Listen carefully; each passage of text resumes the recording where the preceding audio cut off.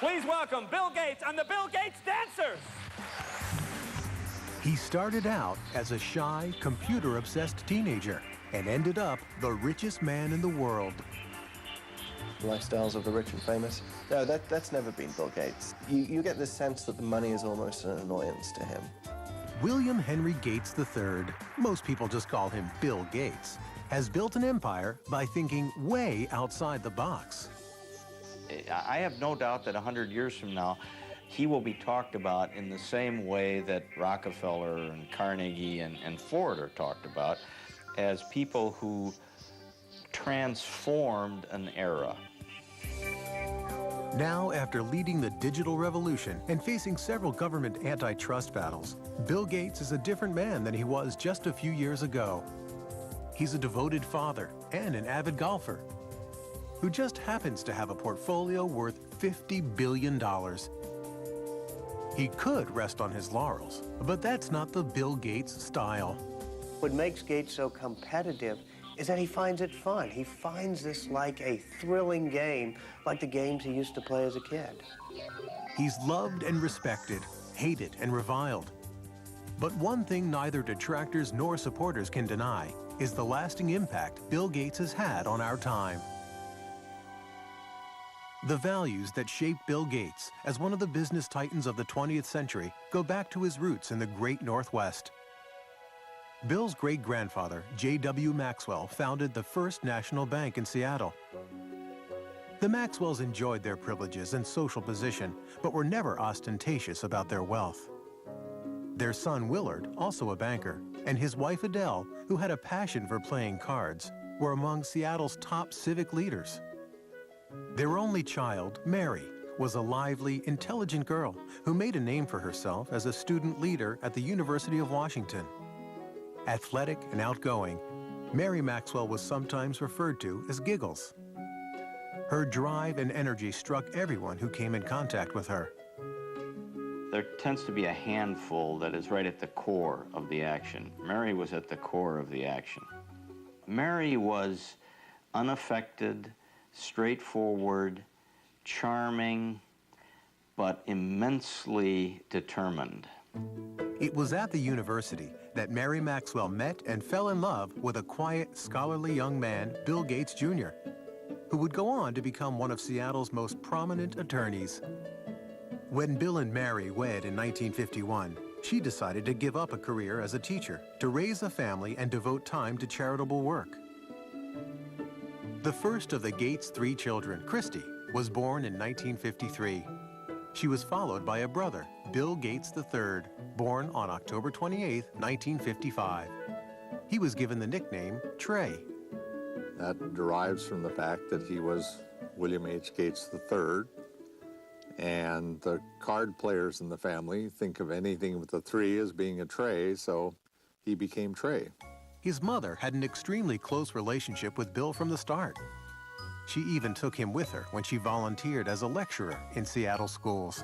It wasn't long before her precocious son would read the World Book Encyclopedia from A to Z. We'd lose him sometime for hours at a time, and when I would ask, "What are you doing?" he'd say, "I'm thinking, Mother." The Gates family prized competition, and young Bill loved testing his mettle in outdoor activities and indoor games. Among his favorite board games were Risk, in which the object is world domination, and the perennially popular Monopoly, where, with a bit of luck, anyone can become a tycoon. He was competitive in cards with his sister, races to see who could do jigsaw puzzles faster, ski racing, sailing, whatever. He wanted to do it well and as good as the other folks that he was with. Every summer, the Gates went off to their place on the Hood Canal called Cheerio. It was here that Bill, his younger sister Libby, and the rest of the family joined friends in staging their own Olympic Games. If you stayed overnight and had a couple of days with them, you would come away exhausted from games and activity. It was a very lively scene. It was definitely competitive, there's no question about it, and the children were all part of that. There was never a dull moment. A very first World's Fair in the United States in 22 years. When the Seattle World's Fair opened in 1962, the Gates family rushed to see the wonders predicted for the 21st century, including computer technology. Imagine, if you can, an electronic brain. Bill often returned to visit the high-tech exhibits. It was already clear that he had a natural talent for math and science. But he was also becoming something of a loner, showing signs of preteen rebelliousness that was putting him at odds with his mother. Mary and I grew up in very orderly families where parents were controlling personalities, and we carried that forward. And that particular mode wasn't exactly consistent with Bill or Trey, who somewhere around about 11 or 12 began to be very independent emotionally. He was quite willing to make up his own mind about what he wanted to do and not do, and that was really tough for us, particularly for Mary. He was kind of lost. I mean, he was ill at ease in school, wasn't sure exactly how he wanted to spend his time. Obviously a very smart, brilliant kid, but kind of lacking direction. And he went through some counseling at that time. He went through a change in his school. Although they believed in public education, Bill's parents felt he would find more direction and discipline at Lakeside, Seattle's best private prep school. He began to blossom at Lakeside. He was an excellent math student. He was excellent across the board. I mean, he was a superb drama student and interested in reading all different kinds of books and so forth. So he wasn't just totally math science oriented. He had a wide breadth of interests. When Bill started high school in 1969, the U.S. space program was at its peak. Apollo 11 took men to the moon that July. The Eagle has landed. But the computers that made it possible were still electronic giants that cost millions of dollars and required an army of people to run. Most schools at that time could never consider buying a big computer, but Lakeside had made an extraordinary deal that would be fateful for Bill Gates. A Seattle company offered the use of its computer through a teletype link to the school. Young Gates was entranced by the possibilities of this primitive machine and started spending every free moment in the computer room. The story has often been told, and it's completely true, that he would get up at night and leave and go over to work on the computer and come back, and we wouldn't know that he'd been gone. Bill Gates shared this addiction with upperclassman Paul Allen, who could not have been more different from Gates. He was not only 2 years older, but substantially larger. Where Allen was quiet and contemplative by nature, Bill could be shrill and confrontational. Nevertheless, this odd couple was destined to make history together. While attending Seattle's prestigious Lakeside Prep School, Bill Gates met Paul Allen, an upperclassman who shared his obsession with computers. They bonded by writing software code together, and somewhat competitive, Paul Allen and Bill Gates. They every now and then would have fights. At one point, Paul Allen kicked Bill Gates, who was a little bit younger, off of the little group they had who was writing software, but then he realized that he needed Gates back. He couldn't do it without him, and Gates said, well, I'm happy to come back, but this time I'm going to be in charge. By 1970, when Bill was just 15, he and Paul Allen went into business together. The two boys netted $20,000 with Trafo Data, a computerized program they created to measure traffic flow in the Seattle area. Although Bill had the luxury of family money, he was determined from the start to make his own fortune. The father of one of Bill's boyhood friends said Bill always had a nose for the dollar. Even as a kid, he knew the value of a contract, and even had a contract to use his older sister's baseball mitt that was signed in a legal document. In the summer of 1972, at the age of 17, Bill went to Washington, D.C. to work as a Senate page. This exposure to politics and government would come in handy later on.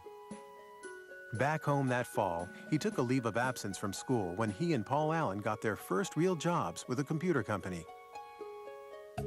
They began talking about starting their own company, but the Gates insisted that their son finish high school and attend college. His mother used to worry that he was socially awkward. Well, maybe he was, but he had other things on his mind, and he was not rude, he was not abrupt. He was marching to a different drummer. He's a genius, and he has a different agenda.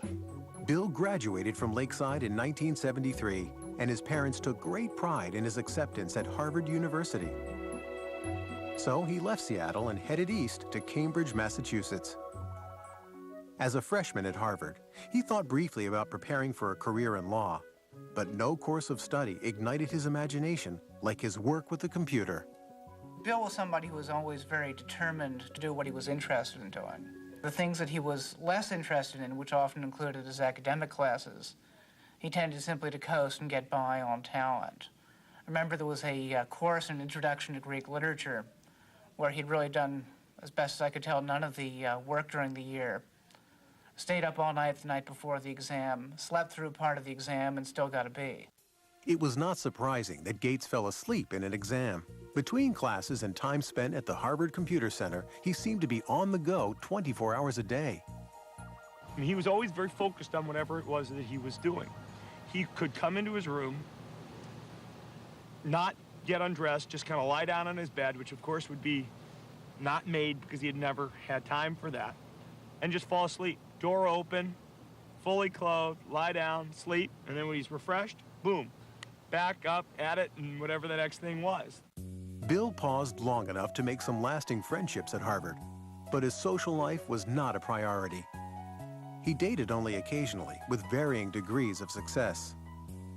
I interviewed several women who had dated Bill just briefly, and one told me the very first question Bill asked her was, "What did you score on your SAT test?" You know, this is not exactly, you know, what a young woman wants to hear. For Bill Gates, though, he had scored a perfect 800 on his math portion of the SAT, and this was a matter of pride with him, and he wanted to make sure whoever he was dating, you know, had scored a pretty high grade. Bill did shine in math, but true to form, when he found out that he was not the #1 math student at Harvard, he decided against becoming a mathematician. While he kept his academic options open, he picked up some new skills outside of class. Spent a great deal of time playing pinball, video games, and especially poker, which was something that we all did a lot of back in college. But it was Paul Allen, Bill's former schoolmate and business partner, who delivered Gates' biggest stroke of luck. Allen had moved to Boston from Seattle for a job. In December of 1974, he picked up a magazine in Harvard Square. The cover of Popular Electronics announced the arrival of the world's first mini-computer kit, the Altair 8800. He rushed to show it to Bill. Gates and Allen knew instantly that the day of the personal computer had arrived. They saw that this was going to be an incredible force, an incredible dynamic for the society, and recognized the moment. The Altair was made by a small company in Albuquerque, New Mexico, not far from the former atomic testing grounds at Alamogordo. Ed Roberts, who ran the company, was looking for someone to create software to run on his unique little computer. Gates and Allen convinced him that they were the ones who could do it, and worked day and night at the Harvard Computer Center for 2 months. In February of 1975, Paul Allen went to Albuquerque to test the program he and Gates had completed.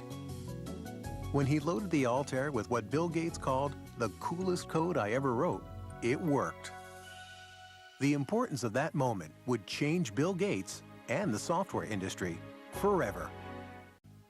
In the summer of 1975, 19-year-old Bill Gates and his partner Paul Allen formed Microsoft. Their ongoing work with Ed Roberts' Altair computer company became so consuming that Bill dropped out of Harvard just before his senior year and moved to Albuquerque. Mary Gates was deeply disappointed by her son's decision. We told him that we'd put some money aside for him to attend school, and if he didn't finish in a few years, we'd have to make some other use of those funds. And by that time, he allowed us out. That would be okay. He'd probably be able to afford to go back if and when the time came. Bill was certain that he had made the right decision, but making it in software wouldn't be so easy. The personal computer scene at that time was populated by users who were eager to share new information and software without paying for it. It was a practice that put Bill at odds with his peers. You know, it was a bunch of high school kids and college kids who were doing something very non-mainstream. And Bill was very unpopular because he said, hey guys, don't steal this stuff. We made it and we own it. And that was, yeah, he was one of the business guys in what was a lot of geek hackers. In fact, Gates wrote an open letter to computer hobbyists, chastising them about making copies of Microsoft's program. He stated, as the majority of hobbyists must be aware, most of you steal your software. Hardware must be paid for, but software is something to share. Who cares if the people who worked on it get paid? Is this fair? But those who have been reported to us may lose in the end. He was looked at as kind of a renegade, and it was different, you know, a different ethic than prevailed at that time. But I'm not sure that the software industry would have evolved in anywhere near the way it has without somebody standing up and saying that that was necessary. Bill had also been battling with Ed Roberts, who considered him spoiled and obnoxious. The two disagreed about almost everything, and Roberts was a formidable adversary. Ed Roberts was a massive man, something like 6'6", weighed 300 pounds. Here Bill Gates was. I mean, he formed Microsoft at age 19, and he looked like he was 13 years old. He was standing up to this bear of a man, going face-to-face with him and screaming and shouting matches. A final confrontation came in May of 1977, when Roberts sold his business, and Gates had to sue to keep the software he and Paul Allen created for the company. Gates won. We take a hard line on software. Microsoft expanded into new software languages, and Gates and Allen started to sell their products to other computer companies. At the end of 1978, with sales approaching the 1 million mark, they moved Microsoft from Albuquerque to Seattle. Bill was glad to be back and went into high gear to promote his hometown company. We always design with the future in mind. Our research people are always tracking the latest in hardware and software technology. It was Bill Gates who was actually the real marketing genius behind Microsoft. Early on, he was the one who was actually going out on the road and trying to sell this company and its software. And oftentimes, he would take his mother with him on these trips. Bill's highly respected and well-connected mother would come to play a pivotal role in his early career. Mary served on a number of corporate boards as well as the University of Washington. She was on the National Board of United Way. Also on the National Board of United Way was the CEO of IBM, which is how her son met the CEO of IBM, through her. What would your ideal home computer be like? By November of 1980, IBM was banging on the door of the fledgling Microsoft. Without an overpowering price. The largest maker of computers in the world now wanted to talk to Gates and Allen about coming up with an operating system for their new line of personal computers. From their first meeting, IBM misjudged who they were dealing with. He looked like a sub-teen, you know. He was skinny, had a real mop of hair, you know, kind of casual, and basically people didn't take him seriously as a business person. But the IBM brass soon discovered Gates was no amateur. He quickly convinced them that Microsoft could deliver their new software. First, he purchased an existing operating system, which he then adapted for the IBM personal computers, calling it MS-DOS. Bill Gates, as he's often done, as a shrewd businessman, knew where to get an operating system. He just went down the road a few miles and bought it for $50,000. But then the real brilliance was that when they developed that operating system for IBM, IBM wanted to buy the source code, which would have given them the disk operating system, or what became known as DOS. And instead, Microsoft refused to actually sign the rights over to DOS. By not owning the rights to the operating system, IBM would now have to pay Microsoft a licensing fee for every copy of DOS installed on its computers. It can help a manager excel. IBM was also about to lose its tremendous edge in computer sales. The IBM personal computer. As other companies introduced personal computers that were cheaper than IBM's, Microsoft was able to sell the same operating system to all of them. There were all kinds of computers that were being conceived at that point in time. And it struck me that I don't know who will win in the hardware business, but Microsoft has a very good chance to win in the software. business. Between 1978 and 1981, Microsoft's growth was staggering. The staff was enlarged from 13 employees to 128. Revenues mushroomed from $4 to $16 million. By 1983, 30% of all the personal computers in the world were running Microsoft software. Still, Bill Gates never took his eye off the bottom line. He never flew first class unless it was absolutely necessary. You would often find him sitting in coach, in fact, with a blanket over his head so he could get some sleep. So his parents taught him well early on the value of money and hard work, and translated later into his life with not only how he ran his personal life, but how he ran Microsoft. My name is Bill Gates. I'm chairman of Microsoft. The early 1980s was an exciting time for an industry run mostly by people under 30. Microsoft began working on software for innovative companies like Apple and its guru, Steve Jobs. Their Macintosh computer and software were considered by many to be the most ingenious in the industry and the way of the future. To create a new standard, it takes something that's really new and really captures people's imagination. And the Macintosh, of all the machines I've ever seen, is the only one that meets that standard. But it wouldn't be long before Microsoft and Apple would be locked in a bitter struggle over the rights to the next generation of software. Bill Gates was also about to receive news that would rock Microsoft to its very foundation. By 1983, the future could not have looked more promising for 28-year-old Bill Gates and Microsoft. The personal computer business was booming, and there was an ever-increasing hunger for software. Bill Gates and Paul Allen were emerging as the crown princes of the personal computer age. But in the midst of the breathtaking rise of their company, they were stunned by some terrible news. Paul Allen, Bill's friend and partner since high school, was diagnosed with Hodgkin's disease, a form of cancer. It did give Bill kind of a perspective that he didn't have before. You know, he'd always been very, very hard driving, very demanding, and this may have helped him understand a little bit better in terms of what other people go through. Allen's disease went into remission 1 year later, but he would never again take full part in the day-to-day business of Microsoft.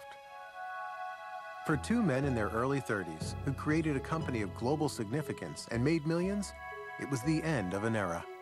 I think history's going to show that their partnership really was an incredible dynamic. I often compare it to the Beatles, Lennon and McCartney. The songs they wrote together are the ones that pretty much we remember and get played over and over again. They were great songwriters individually. I mean, we still hear their songs that they wrote on their own. But somehow together they were even greater than the sum of their parts. And Paul and Bill were like that. By 1984, Bill Gates had become the singular face of Microsoft. In April of that year, he was heralded by Time magazine as the quintessential representative of a new breed of businessman. One who understood both nuts and bolts technology and corporate strategy. When you work with Bill, you can see that in almost any meeting you're in or anything you're discussing, Bill instantly puts together a profile of all of the cases. What about this? What about this? What about this? What about this? What about this? He almost builds this checklist of everything that can possibly happen in his head in a very structured way, and then he runs through it. Protect mode file system, the super advanced fat file system. Microsoft was often referred to as a math camp, where Gates' demanding management style kept the creative process churning and sometimes set off heated confrontations. The early Gates would challenge just about anything. He'd call things the stupidest idea you'd ever heard. And part of it was to test, to see, well, okay, if you disagree, you've got to convince me that it's not the stupidest idea in the world. A constant challenging of ideas was required to stay on top in an ever-changing industry. Gates surrounded himself with a team that shared his relentless work ethic. Certainly when we are working to release a software product, we are sleepless in Seattle. There's a story about Bill from Miriam Lubau, his assistant. She was new to the company. She came in one morning and she didn't know if she should call police because there was this guy sleeping under a desk. But it turned out to be Bill. The effort was paying off. Microsoft posted more than $140 million in sales in 1985. In 1986, Gates introduced Microsoft Windows. it would become the company's signature program. Critics quickly noted that in its use of a mouse and icons, it bore more than a passing resemblance to the Apple Macintosh operating system, considered to be the most user-friendly. If you know how to point, you already know how to use it. Macintosh, the computer for the rest of us. Apple had given Gates full access to their technology while he was working on new software for the Macintosh computer. Gates advised Apple early on that they should license their software. But Apple was more interested in selling computers than software. They ignored the suggestion. Once again, Gates took advantage of an opening and ran with it. In this industry, we compete and we collaborate at the same time. Bill once had a conversation with me, says, you know, I'm a competitor, so even though I'm a friend, don't tell me information that you don't want me to use against you, because I'm going to compete with you, and if you tell me something that's useful in competing, I'm going to use that information. Apple decided that Gates was not going to take a bite out of their business and threatened to sue over Windows. Gates, in turn, said he would withhold Microsoft software Apple desperately needed for its computers. In the end, Microsoft overpowered Apple in the courts. Eventually, Microsoft prevailed by showing that even though there were similarities in the way that the two computers operated, each individual function of Windows was markedly different from each individual function of the Macintosh. Even though the first version of Windows was far from perfect, it gave Microsoft a new financial and creative base. In 1986, Bill Gates took his company public. He held 45% of the stock, which made him a billionaire at the age of 31. Still, Gates never felt secure about the status of his company. He doesn't want to fail. And when you have that kind of a fear, when you're always looking in your rearview mirror to see who might be, you know, creeping up to do in Microsoft on a given day, it just consumes him, and it makes him certainly the most competitive human being in the personal computer industry. He's driven. It's white-hot intensity. Gates was also gaining a reputation for being ruthless, and some powerful forces began to line up against him. Now that PCs had taken off, IBM chose to make a big push with its own operating system to replace DOS, which it licensed from Microsoft. It was called OS/2. We were concerned whether we could weather the storm, so to speak, especially given the fact that this was a big storm. IBM, a very powerful company, a lot of software people, a lot of cash, a lot of resolve to potentially put Microsoft out of the operating system business. Ironically, Microsoft played a role in developing OS/2. But Bill Gates was not about to abandon his own software. He decided to stake his company's future and his own reputation on the Windows software his team continued to upgrade, even if it meant losing IBM as his biggest customer. On May 22, 1990, Microsoft launched Windows 3.0. This new and improved version swiftly became a bestseller. Ultimately, OS/2 failed in the marketplace, leaving Microsoft with a virtual monopoly on operating systems for PCs. Now the Federal Trade Commission began looking at claims that Gates was using this dominance in operating systems to cut off competition by cutting prices on Microsoft products. It seemed Microsoft's mild-mannered chairman was gaining a seek and destroy image. Bill Gates is not a brutal guy. He just needs to win. And he's willing to win, you know, gracefully or non-gracefully. Doesn't matter. A win is still a win. Predatory pricing was not the only charge leveled at Microsoft. In 1993, the Justice Department began a new investigation. Gates would have to face one of his most formidable opponents, the United States government. In 1993, Bill Gates and Microsoft were again under investigation by the U.S. Justice Department. They examined complaints that Microsoft was charging computer makers a licensing fee based on the number of computers they sold, including those computers not running Microsoft software. They made computer manufacturers pay for the Microsoft software, whether it was installed on their computer or not. And as a result of that, they prevented competitors from entering the market. The Justice Department has charged Microsoft, the world's largest software company, with using unfair marketing and contracting practices. In July of 1994, Microsoft agreed to stop charging the fees in question, and the Justice Department dropped the case. Gates would never admit that Microsoft had a monopoly, and maintained he was simply providing better software at lower prices. I mean, we're not like an alligator. We don't go around and eat things. I mean, we come out with these little boxes, these nice little software packages, and you stick them in your computer, and you either have fun using it, and it helps you get things done, or not. But it wasn't that simple for investors. The government probes and the fights with IBM and Apple caused the value of Microsoft's stock to drop. There was now more pressure than ever to turn out the next version of Windows. Gates found some inventive ways to release the tension. He appeared in commercials for his company with Microsoft Top Gun Steve Ballmer. The next frontier. He sometimes made dramatic entrances to tout his company at software conventions, once arriving as Star Trek's Mr. Spock. Gates also instituted the microgames. This hodgepodge competition among the Microsofties is very reminiscent of the games he played as a child at the Hood Canal.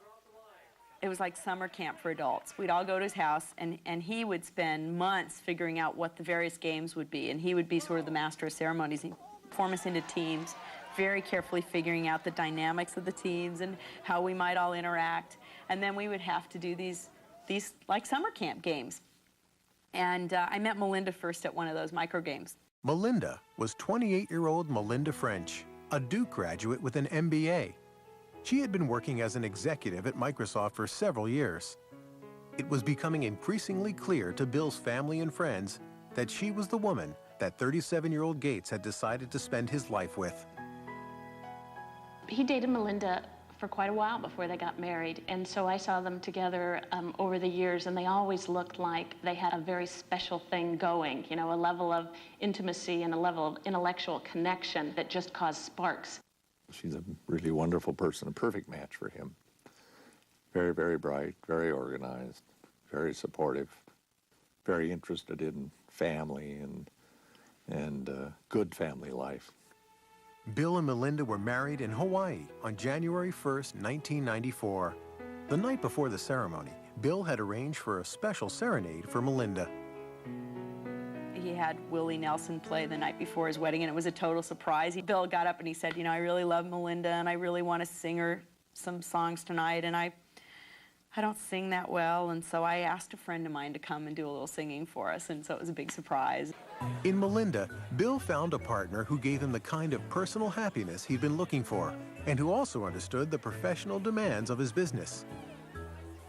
But only months after his marriage, the joy that Bill shared with his family would turn to heartbreak. His mother, Mary, who had been his most devoted ally, was diagnosed with breast cancer. She died in the early morning of June 10th, 1994. Bill rushed home to be at his mother's side. When he came to the house that night, he'd been stopped by the police on the way because he was speeding. And of course, the policeman recognized him. It wasn't the first time he ever got stopped for speeding, by the way. And they looked at him and they said, what's going on? Because he said, you know, I was sitting there and the tears just running down my face. And the policeman said, well, he said to the policeman, I'm sorry, he said, my mother just died. And the policeman said, well, you go ahead, you go on home, but please slow down a little bit if you don't mind. So he was very deeply affected by his mother's death, as we all were, of course. In the years that followed, Bill would begin to pick up where his mother left off in creating a philanthropic foundation to serve major projects in health and education. But all of his wealth and power would not shield him from the crises he and Microsoft would face on the road ahead. By 1995, 39-year-old Bill Gates had settled into a new life as a married man. With his wife, Melinda, he took time off to explore the world from Africa to China. It seemed that Bill Gates now truly had it all. This is a man so successful, his chauffeur is Ross Perot, ladies and gentlemen. Please welcome Bill Gates and the Bill Gates Dancers. 1995 was also a banner year for Microsoft. Windows 95 was introduced to great fanfare. Tonight Show host Jay Leno kicked off the ballyhoo for the new software.